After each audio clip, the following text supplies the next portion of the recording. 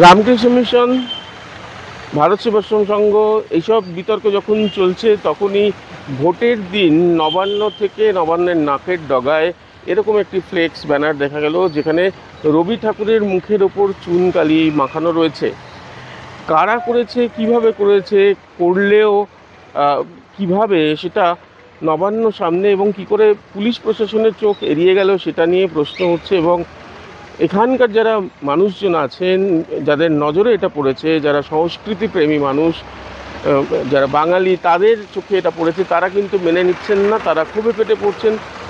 তারা জানাচ্ছেন যে যদি এটা সরিয়ে না নেওয়া হয়, অবিলম্বে যদি না সরানো হয়, তাহলে কিন্তু তারা নিজেরাই এই ফ্লেক্স ব্যানার সরিয়ে দেবেন এখান থেকে। একবার দেখার জন্য বলবো, দেখতেই পাচ্ছেন যে কী নিদারুণ করুণ দশা করা হয়েছে। এবং এই ব্যানার পোস্টার কিন্তু ফলাও করে এখনো পর্যন্ত রয়েছে। যে মানুষগুলো বিশ্বের দরবারে পৌঁছে দিয়েছিল, সেই মানুষগুলোর মুখে কালি। আজকে আমার ছবির ওপরেও যদি কেউ কালি দেয়, সেটা আমরা সহ্য করতে পারি না।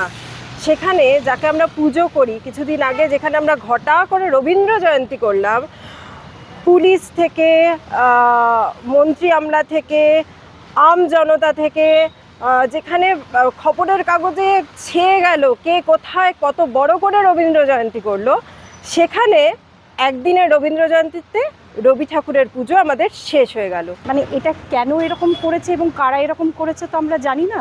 সুতরাং তবে হ্যাঁ, এরকম একটা পোস্টার দেওয়ার পর তার উপরে যদি এরকমভাবে মানে তাকে মানে করা হয়, যিনি আমাদের মানে প্রথম নোবেল এনে দিয়েছেন, আমাদের সংস্কৃতি চর্চার মানে একেবারে মূল কর্ণধার যাকে বলা হয়, যার নাম মানে দেশে বিদেশে ছড়িয়ে আছে, তাকে এভাবে দেখতে সত্যিই আমাদের ভালো লাগছে। আজকে তোমাকে শিক্ষা আছে, কে শিক্ষা দিয়েছে? কে তোমাকে বলে জিনিসটা করা? এইসব বলে তাকে ধরে একে থানায় ধরে দেওয়া উচিত, ধরে উচিত। কেন তোমার কি শত্রু? তোমার গুরু, আমার সবার গুরু, এটা উচিত নয়। আমার তো মনে হয় এটাকে খুলে সঙ্গে সঙ্গে এটা খোলা প্রয়োজন, এটা রাখা উচিতই নয়। এটা আরও আমাদের পরে যে যারা আরও লোকেরা দেখবে, এটা দেখে দেখে তাদের একটা ভুল শিক্ষা মানে তাদের কাছে আসবে। আমরা দেখতে পাচ্ছি কি রবি ঠাকুরের মুখের ওপর কালি, এটা দীর্ঘদিন আমরা দেখেছি। এই নাম্বারটায় আমরা বারবার ফোন করেছি, কিন্তু কেউ ফোন ধরেনি।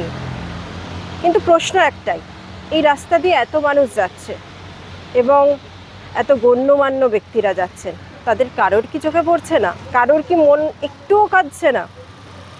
আমাদের এটাই প্রার্থনা যে এখানে যারা বসেন, যারা আমাদের সমাজ চালান, যারা আমাদের অভিভাবক, তারা যেন একটু কেঁদে এই ছবিটা নামিয়ে দেন।